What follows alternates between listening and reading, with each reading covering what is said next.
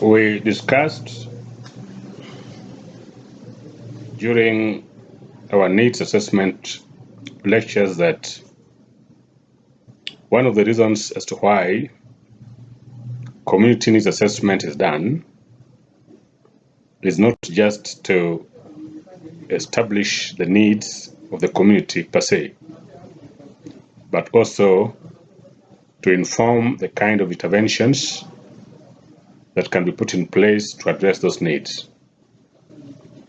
Empowerment is an important instrument that is used to address the needs that are faced by the community.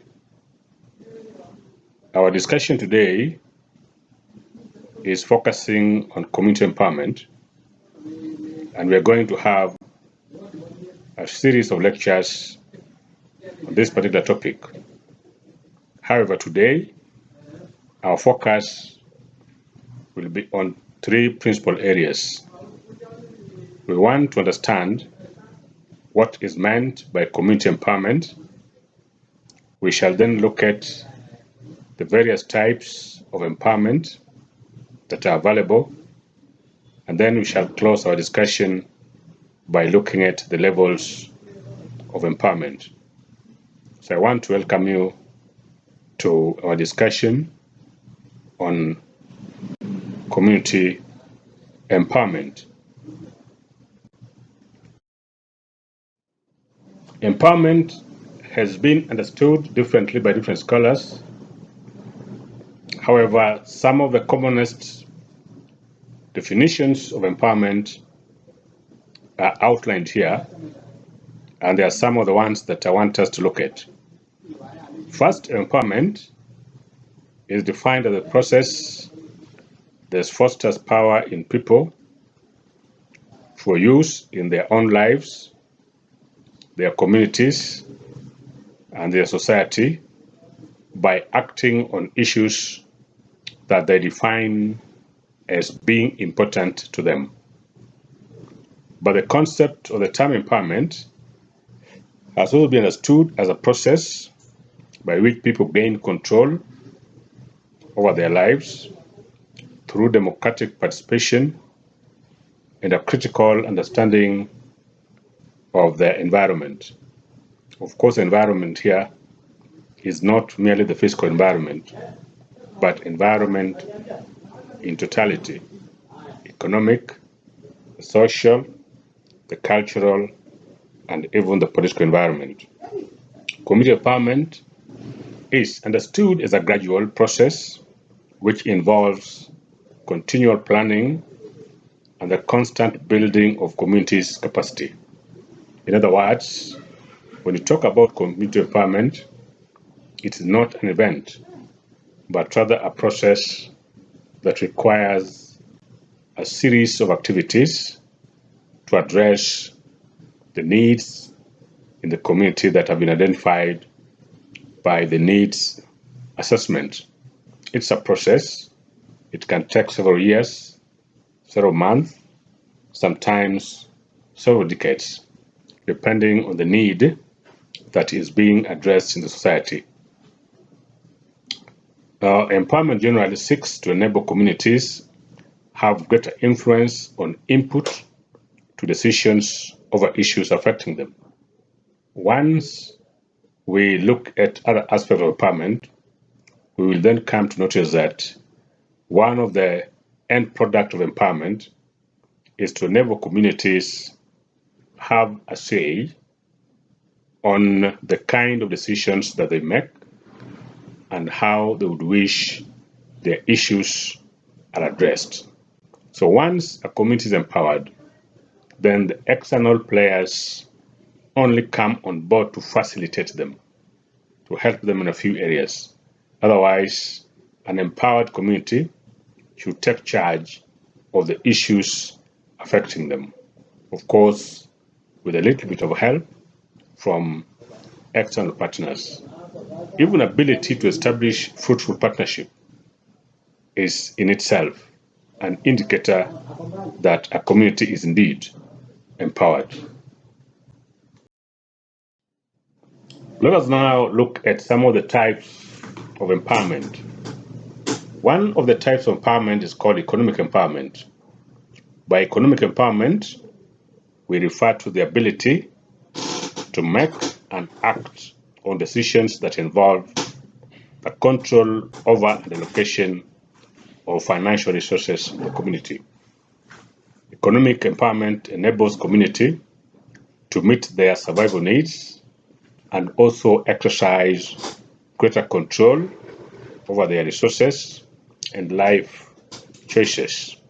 The goal of this type of empowerment is to enable community make own decisions on important economic areas such as investments and even income generating activities and wealth creation.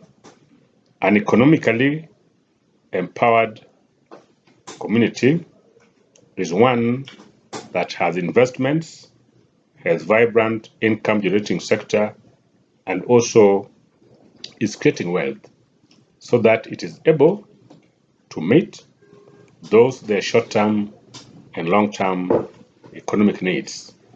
Economic empowerment also seeks to ensure that people have the appropriate skills, capabilities, and resources, and access to secure and sustainable incomes and livelihoods.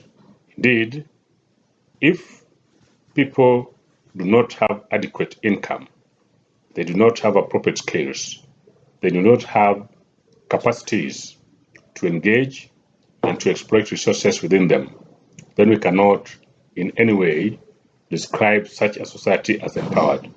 And therefore, one of the areas that empowerment seeks to address is to ensure that people have appropriate skills that they can employ to address their needs. They also have capabilities as well as resources that they can not only have access to, but they also own.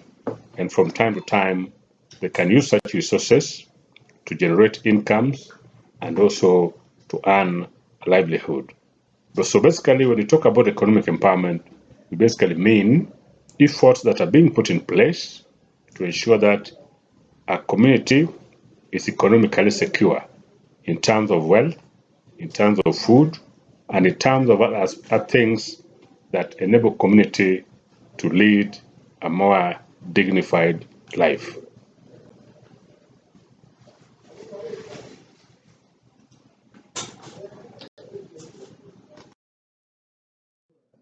The other type of empowerment is called social empowerment. And social empowerment is a process of developing a sense of autonomy and self-confidence, and also collectively to change relationships and institutions that exclude community and keep them poor. Social empowerment seeks generally to enhance the capacity of the community to hold duty bearers and service providers accountable. It also aims to strengthen communities' social assets and capabilities, such as their voice, the organizations and institutions that they have, as well as representation in policy and legislative institutions, but above all, one that enables them to assert their identity in terms of who they are, in terms of their economic activities, as well as even their cultural expression. It also advocates for communities' involvement in local associations and intercommunity cooperation to improve their skills, knowledge, as well as self-perception. Social empowerment is indicated by the presence of strong local associations such as self-help groups, effective local mechanisms of dispute resolution, as well as cooperative trading, among others. So when we talk about social empowerment, basically what we mean is that we are enhancing the community's capacity to identify and reclaim their social space. This social space offers them ability to stand on their own in terms of being independent socially and even economically, but above all, to remain self-confident and have a greater sense of self-esteem, because lack of confidence can be a huge hindrance to the abilities of a community to prosper. And that is why it becomes important that a community, the ability of the community to operate and pursue its goals is also done through enabling them to have an enhanced self-esteem. But more important, it's also important for communities to act in a collective manner, since pursuit of individual profit cannot in any way be a sign of community's progress. Ability of a community to come together and act in a collective manner is quite important, because certain issues, such as those that require reforms in the legal and policy environment, is not possible to be achieved unless a community speaks with one voice and act in a collective manner. And that is why social empowerment aims at creating a sense of solidarity and belongingness within the community. Because a community that is divided along certain lines cannot pursue and have a strong voice when it comes to pushing for reforms that address the needs. It is easier for such a community to remain marginalized through the divide and rule method by those in positions of power and influence.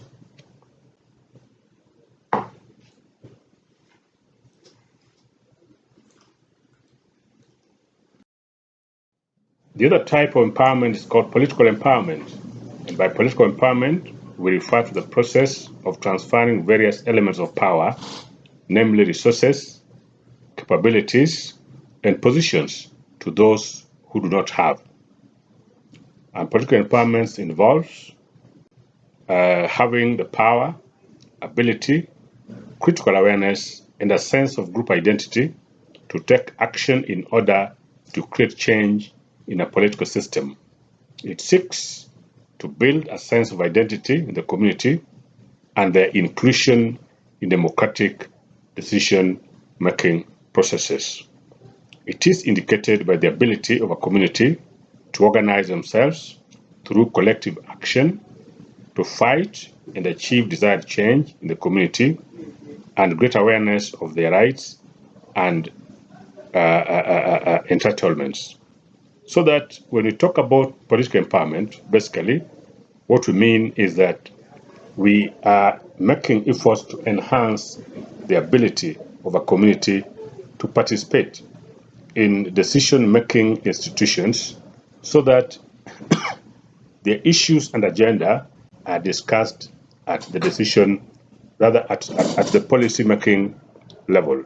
Because poor representation, either in terms of very few people representing the community, or in terms of those being the representatives of communities not having adequate knowledge about issues that they're meant to pursue, can be detrimental to the progress of society. The voices, the concerns of members of the community need to be tabled, discussed, and pushed through. Otherwise, if that is not done, then the aspect of marginalization may persist in the community. A politically empowered community, as we have said, is also one that is able to come together on their own volition and on their own motion to push for changes at legal and even legislative level, and changes that address their plight and address their needs. But even more important, a politically empowered community is aware of their rights, so that nobody, no institution, no person, no authority can come and trample upon their rights. But above all, they know what their entitlements are. We need also to observe that politically empowered community is also well placed to fight economic inequality, social stratification, structures of discrimination, and even ethnic and racial ideologies and other forms of exclusions. It is important to understand that these are some of the major hindrances to the advancement of community or to prosperity of a community. Therefore, a politically empowered community should be in a position to fight practices and institutions that tend to erect roadblocks on their path to progress.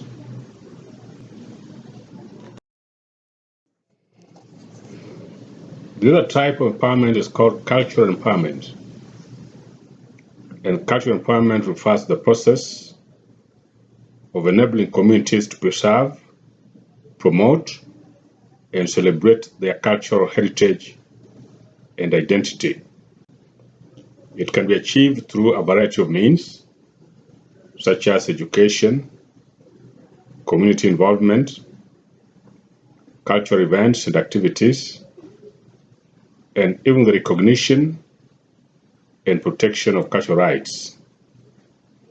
Cultural empowerment is useful in the promotion of social cohesion, as well as fostering mutual respect and understanding between different cultural groups. It's also important in the promotion of social justice, human rights, and sustainable development through valuation and preservation of cultural diversity. I need to emphasize that what makes a community what it is culture, because culture is a way of life. It defines its practices, its habits, its norms, and others, and also determines the way it behaves, the way it acquires resources, the way it earns a livelihood, and others.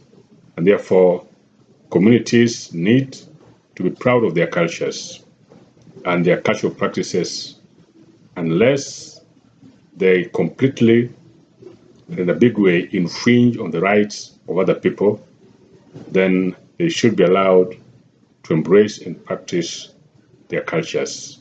So when you talk about empowerment, it simply means the encouragement of members of the community to appreciate their cultures, to preserve their cultures, to promote their cultures, and even celebrate their cultures. Because identity is an important thing. Without identity, humanity can become extinct. So that what makes a community, a society, is nothing but their cultures. And therefore, because cultures makes one community distinct from others, efforts must be made to ensure that its culture does not become extinct, because doing so will also lead to the extinction of such community. So cultural empowerment is an important type of empowerment that is also encouraged as an intervention towards addressing the needs of the community.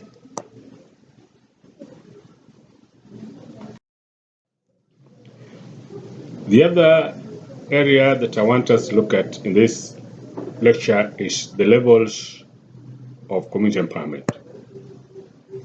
The levels of community empowerment is also an important thing. We have looked at the meaning of empowerment, and we've also looked at the types of empowerment. I also want us to look at the level of empowerment.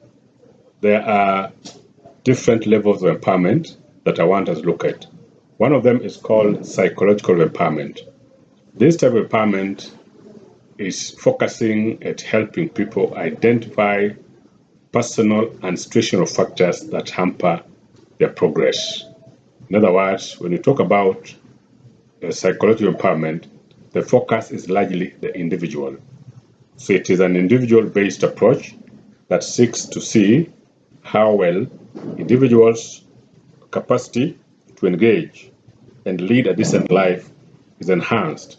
Psychological empowerment employs methods such as training, developing advocacy skills, studying, becoming self-efficacious, and pursuing resources and opportunities that are available to the individual. The goal of psychological empowerment is to develop individuals' additional skills, enhance their access to financial capital and other resources, as well as exploit available opportunities. So it's also an important aspect of empowerment. An individual who is psychologically empowered has a sense of personal power and a mastery of the situations. So this is an important aspect of empowerment, and the level of it is at the individual level. It is the lowest level or form of empowerment, that we can call it micro empowerment, because it seeks to address individual needs. The other level of empowerment is called organizational empowerment, and this involves empowering those within the organization and initiating fruitful engagements between organizations and their external environment. In the first case, empowerment aims at enhancing the capacity of the organization to control and influence its members. And this one is achieved by identifying core organizational characteristics such as group-based belief system, core activities, relational environment, leadership, and other opportunities that exist within the organization and that organization can also exploit externally. The second form of empowerment relates to ways in which the organization gains and uses enough resources to support its people and activities. I need maybe to clarify that the reason why organizational empowerments are taken is in recognition of the fact that communities always develop organizations which they use as vehicles or means of addressing their needs. So these organizations might also have certain limitations that is making it hard for them to pursue the goals and therefore help in addressing community needs. So interventions that aim at strengthening organizations that have been established by members of the community to help them in the satisfaction of human needs and addressing other needs, that intervention is what we call organizational empowerment. So the aim of this is to strengthen the ability of its members individually, but also to strengthen the ability of organization as a whole to exploit resources that are within and those that are outside it, so that the purpose for which it was created is served well and members find relevance in informing such other organizations because of the fact that they stand a chance of enabling members address their needs. So organizational empowerment basically focuses on the organization, especially those that have been created by humanity to help them address the challenges that a given community faces.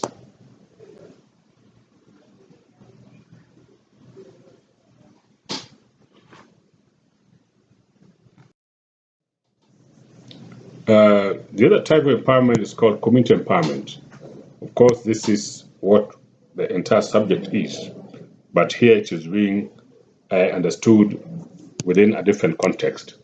And community empowerment means that a community has the ability to control its internal and external environment. In other words, this is an empowerment approach that focuses on the community as a whole. Remember, the first one focused on the individual members of the community.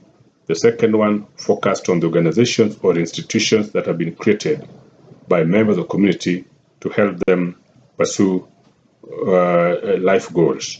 The third level is now one that addresses the concerns of the community as a whole.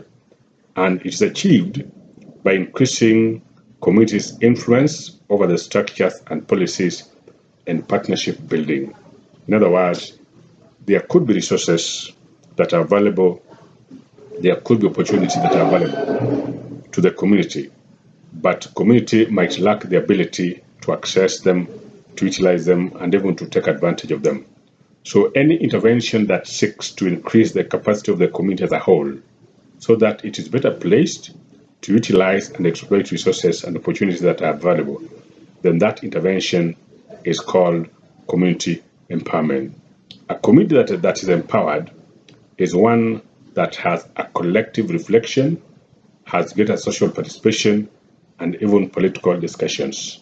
One that is politically enlightened and aware of what is going on, can know whether certain political processes are undermining its interest or are promoting its interest, and also one that is able to actively participate on matters that lead to decisions that affect their members.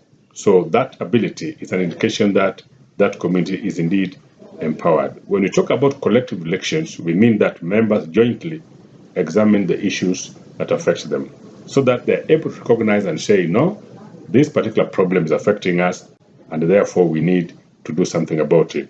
Social and political discussions are ways in which these communities can take the actions needed to empower themselves. Indeed, it might include approaching members of parliament or members of the county assembly, approaching a lawyer to help them take certain matters to court, approaching donors to help them in addressing certain needs, say water, or to help them in wealth creation or in income generating activities.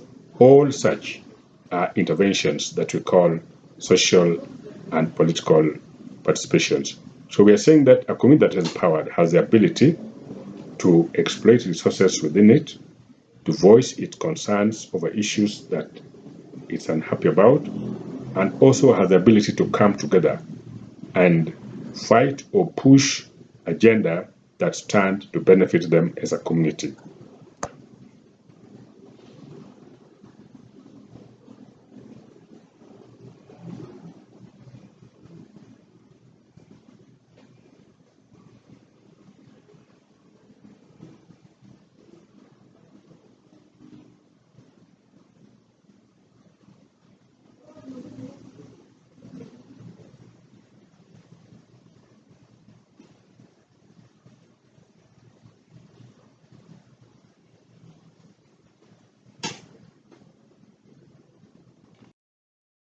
The last type of empowerment is called societal empowerment.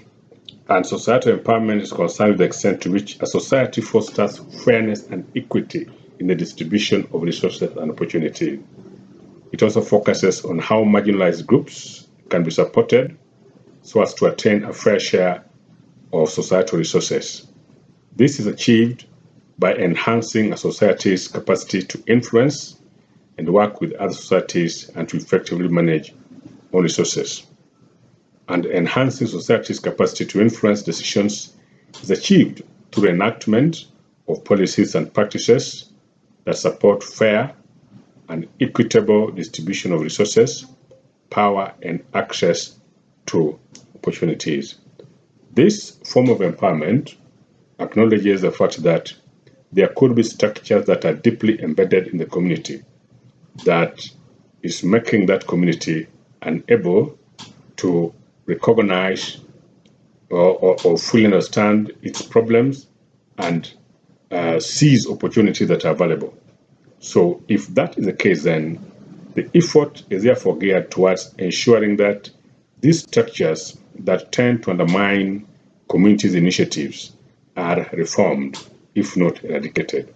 So that ability to do so and the process of ensuring that such structures are removed from the community, and if they remain, they reform so that they become responsive to the needs of the community. That is what we call societal empowerment. It's an empowerment process that targets the entire society. So the levels of empowerment that we have talked about, one, you start at the individual level, then you move to the institutions and organizations that are created by members of the community, then you move to a community, then later on you move to the society at large. That sequential order is important. We need to recognize here that certain limitations are at the individual level. Therefore, interventions should focus at the individual. If that's the case, then we're looking at what we call psychological empowerment. But if the limitations are within the institutions and organizations that have been created by community or members of community, then we now engage in what we call organizational empowerment. But there are also structures that are embedded within the community that are also limiting the ability of the community to progress. Then interventions that target a community as a whole, we call it community empowerment. Then, of course, a community might also be affected by factors that are external to it. That is, factors that are embedded in the society where it is found. Then interventions that focus on the entire society are what we call societal empowerment. I want to thank you so much for taking the time to listen to this lecture. And today we have looked at three major things. We have looked at the meaning of empowerment. We have also looked at the types of empowerment, which are economic, social, political, and cultural. But we've also looked at the levels of empowerment. That is the entry point for empowerment. It can be at individual level, organizational level, community level, or societal level. Thank you so much for your time.